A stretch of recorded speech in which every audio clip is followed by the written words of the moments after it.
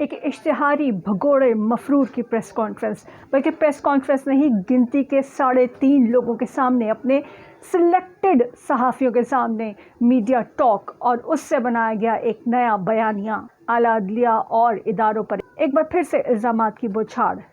سلسلہ وہیں سے شروع ہو رہا ہے جہاں یہ ختم ہوا تھا۔ بوٹ چاٹنے کے بعد، بوٹ کو عزت دینے کے بعد واپس دفن ہوا بیانیہ کہ ووٹ کو عزت دو۔ آخر نواز شریف اور مریم نواز ثابت کیا کرنا چاہتے ہیں؟ کیا اعلیٰ عدلیہ پاکستان کے تمام اشتہاریوں، بھگوڑوں، مفروروں، خاص طور پر جیل میں موجود لوگوں کو یہ سہولت دے گی کہ وہ پریس کانفرنس کے ذریعے اپنا کیس لوگوں کے سامنے رکھیں، اپنا بیانیہ بنا سکیں؟ السلام علیکم، میں ہوں فاضل سجاد۔ ناظرین، پاکستان کی تاریخ میں آج کل وہ کچھ ہو رہا ہے جو شاید دنیا میں کہیں کبھی بھی نہیں ہوا، اور جو کچھ ہو رہا ہے تسلسل سے اس طرح سے ہوتا چلا جا رہا ہے کہ دنیا تو حیران و پریشان ہے، خود پاکستانی بھی بہت زیادہ کنفیوزڈ ہیں کہ آخر ہم کس ملک میں رہ رہے ہیں، آخر آئین کس چیز کا نام ہے، آخر جمہوریت کہتے کس کو ہیں، یہ جمہور یعنی عوام، یہ ان سب کے بیچ میں کہاں ہیں، اعلیٰ ادارے کہاں ہیں، عدلیہ کہاں ہیں، یہ سوئے ہوئے DGISPR اس وقت کہاں ہیں، وہ جو عمران خان کی بغیر نام لیے بات کرنے پر مشتعل ہو جاتے ہیں، جو ہمیں بتاتے ہیں کہ فوج میں غم و غصے کی لہر دوڑ گئی، وہ بڑے سے بڑے الزام پر خاموش کیوں رہتے ہیں؟ اب عوام یہ جاننا چاہتی ہے۔ آج کا سوال DGISPR صاحب سے ہے اور ساتھ ہی رجسٹرار سپریم کورٹ سے کہ کیا وہ جاگ رہے ہیں؟ کیا انہوں نے کل ایک مفرور، اشتہاری، بھگوڑے، سند یافتہ مجرم کی پریس کانفرنس دیکھی؟ وہ مجرم کہ جس کی کوریج بین ہے پاکستان میں، لیکن وہ اس سے پہلے بھی ایک بار تقریر کر چکا ہے اور کل بھی اس کی تقریر کو ٹیلی کاسٹ کیا گیا، جسے پریس کانفرنس کا نام دیا گیا۔ حالانکہ پریس کانفرنس یہ لوگ کر ہی نہیں سکتے، اتنی اوقات ہی نہیں ہے ان لوگوں کی، یہ تو پبلک میں جا نہیں سکتے، یہ صحافیوں کا سامنا نہیں کر سکتے، یہ سلیکٹڈ وہ لفافے سامنے بٹھاتے ہیں، اور وہی 3.5 لوگ، ایک جیو کا، 2 اور آدھا، جسے 3.5 میں کہہ رہی ہوں، آدھا 24 نیوز کا وہ بندہ تھا جو کہ نہ ہونے کے برابر تھا، اس کی پریزنس فل ٹائم نہیں تھی۔ تو یہ 3.5 لوگوں کو اپنی مرضی کے سوال دے کر اور اپنی مرضی کا بیانیہ پھیلانے کے لیے یہ جو پریس کانفرنس کا ناٹک رچایا گیا تھا، اسے کیسے ٹیلی کاسٹ کیا گیا؟ کوئی وکیل اٹھ کر سپریم کورٹ یا ہائی کورٹ کیوں نہیں جاتا؟ اس سے پہلے بھی یہ معاملہ ہو چکا ہے کہ ایک بین مجرم کی تقریر دکھائی گئی تھی، اور ایک بار پھر سے یہی ہو رہا ہے۔ کیا پاکستان کسی کے باپ کی جاگیر ہے؟ کیا یہاں آئین قانون صرف جمہور کے لیے ہے؟ کیا عوام مجبور ہیں کہ وہ پیدا ہو چکے ہیں ایک غلط جگہ پر اور انہیں اس کو بھگتنا ہے؟ اب ہو کیا رہا ہے؟ پریس کانفرنس میں کیا بتا رہے ہیں؟ الزامات لگا رہے اداروں پر، اس بار نام نہیں لیا، لیکن الزام وہی ہے جہاں بات ختم ہوئی تھی، جہاں سلسلہ روکا گیا تھا، ٹی وی پر آنا بین کیا گیا تھا، کہ اس وقت تو جنرل فیض اور جنرل باجوہ کا نام لے کر کہا گیا تھا کہ ہم پر کیسز بنائے گئے، ہمارا مینڈیٹ چوری کیا گیا۔ اس وقت تو نام لیے گئے تھے جنرلز کے، آج اگرچہ نام نہیں لیے گئے لیکن الزامات وہی ہیں کہ ہم پر کیسز بنائے گئے، ہم پر جھوٹے کیسز بنائے گئے، ہمیں جیلوں میں ڈالا گیا، میری بیٹی کو میرے سامنے اریسٹ کیا گیا۔ او بھائی، آپ کی بیٹی کو آپ کے سامنے اریسٹ کیا گیا تو ماڈل ٹاؤن کی وہ خواتین یاد نہیں کہ جن کے منہ کے اندر آپ نے گولی ماری تھی اور ان کی بچی آج بھی روتی ہے انصاف کے لیے؟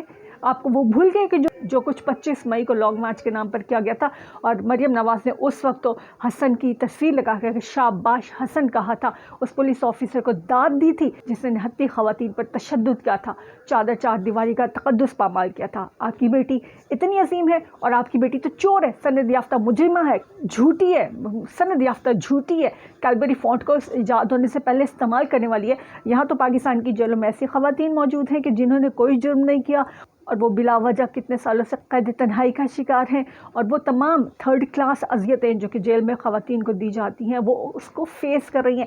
آپ اور آپ کی بیٹی جس VIP طریقے سے جیل میں موجود تھے، کیا ہم نہیں جانتے؟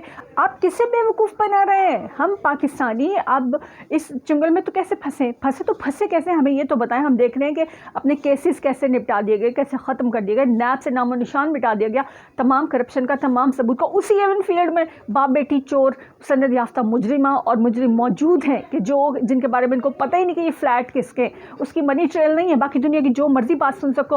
الزام وہی لگایا گیا کہ ہم پہ کیسز بنائے گئے، تو کیا رجسٹرار سپریم کورٹ تھوڑا سا بھی نوٹس نہیں لے سکتے؟ وہ کورٹس کے جو آدھی رات کو کھل گئی تھی کہ کوئی ایمرجنسی نہ ہو جائے، کوئی وائلیشن نہ ہو جائے، کہیں آئین نہ توڑ دیا جائے، کیا انہیں یہ سمجھ میں نہیں آ رہا کہ کس قسم کے الزامات لگائے جا رہے ہیں؟ یہ وہی الزامات ہیں جو سابق جج رانا شمیم نے لگائے تھے، اور مریم نواز نے اسی کو بیس بنا کر بہت زیادہ کیمپین کی تھی، اپنے بیانی کو پھیلانے کے لیے میڈیا کو استعمال کیا تھا۔ اس رانا شمیم نے تو معافی مانگ لی ہے، وہ تو ٹوٹلی غلط ثابت ہو گیا۔ تو ابھی ایک بار پھر وہی الزامات لگائے جا رہے ہیں جس پر رانا شمیم معافی مانگ چکے ہیں۔ تو کیا رجسٹرار سپریم کورٹ سو رہے ہیں؟ کیا سو موٹو لینے کے لیے صرف اور صرف عمران خان اور ان کی جماعت کے لوگوں کی حرکات و سکنات اور باتوں کو نوٹ کیا جاتا ہے؟ کیا پاکستان میں آئین اور قانون کی خلاف ورزی صرف اور صرف تحریک انصاف کی جانب سے ہو رہی ہے؟ D G I S P R کہاں ہے؟ سوال تو یہ ہے، کیونکہ اس سے پہلے بھی میاں جاوید لطیف ہو یا پھر رانا ثناء اللہ، وہ اشارہ کنائیوں میں بلکہ کھل کے بھی ہزار دفعہ کہہ چکے کہ ہمیں بتایا گیا، ہمیں حکومت سونپی گئی جان بوجھ کر، عمران خان ایسا آرمی چیف تعینات کر دے گا جس سے آپ کو پریشانی ہوگی، آپ کے کیسز بڑھ جائیں گے، اور اس قسم کی ڈھیر ہمیں باتیں بتائی گئی، جس کے بعد ہم یہ پی ڈی ایم کا مربع بنا اور اسے اسٹیبلشمنٹ نے فیویکول سے زیادہ مضبوط ایلفی لگائی کہ جس کی وجہ سے یہ لاکھ اختلافات کے باوجود یہ سب جڑے ہوئے ہیں۔ لیکن D G I S P R کو کسی بات کی وضاحت کرنے کی ضرورت نہیں پڑتی، کبھی بھی فوج میں غم و غصے کی کوئی لہر نہیں دوڑ پاتی جو ہمیں D G I S P R بتا سکے۔ اب یہ جو پریس کانفرنس ہو رہی ہے کہ آرمی چیف کیا D G I S P R وضاحت کر سکتے ہیں کہ ایک بھگوڑا مفرور اشتہاری جو سٹل مفرور ہے، اشتہاری ہے، مطلوب ہے پاکستان کی عدالتوں کو، وہ پاکستان کے سرکاری ٹی وی پہ کیسے آتا ہے اور پھر باقی چینلز کو کٹ کرتے ہیں؟ یہ کیسے پاسبل ہے؟ یہ کون سی ڈیلز چل رہی ہیں؟ کون سا این آر او دیا گیا ہے؟ اور کیا مجبوری ہے کہ ان باپ بیٹی کو جو کہ مجرم ہے اور اپنے کیسز یہ پورا خاندان جس طریقے سے ختم کرے، نہ صرف یہ بلکہ پی ڈی ایم کے باقی لوگ بھی، تو یہ کون سی مجبوری ہے؟ آخر کون سا ویک پوائنٹ ہے ان لوگوں کے پاس کہ جس کی وجہ سے یہ جو کچھ مرضی کرتے پھرے وہ سب الاؤڈ ہے؟ کیا کوئی آڈیو ویڈیو ایسے بڑے مقتدر حلقوں کی، ایسے بڑے لوگوں کی بھی موجود ہے ان لوگوں کے پاس، ان باپ بیٹی کے پاس؟ کیونکہ مریم نواز تو بہت دفعہ کہہ چکی ہیں کہ میاں صاحب کے پاس بہت سے ایسے لوگوں، بہت بڑے لوگوں کی بھی ویڈیوز موجود ہیں۔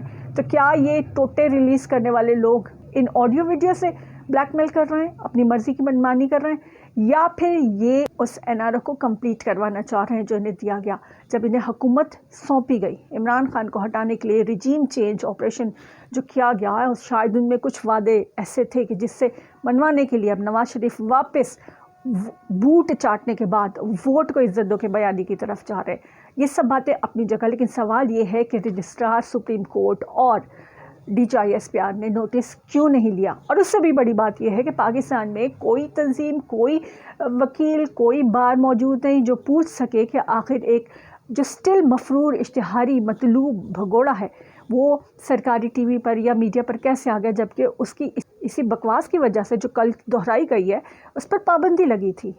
سوال تو ہوگا اور جواب اب دینا پڑے گا کیونکہ لوگ اب پوچھ رہے ہیں۔ آپ اس بارے میں کیا کہتے ہیں؟ ضرور شیئر کیجیے گا ہمارے ساتھ۔ اللہ حافظ۔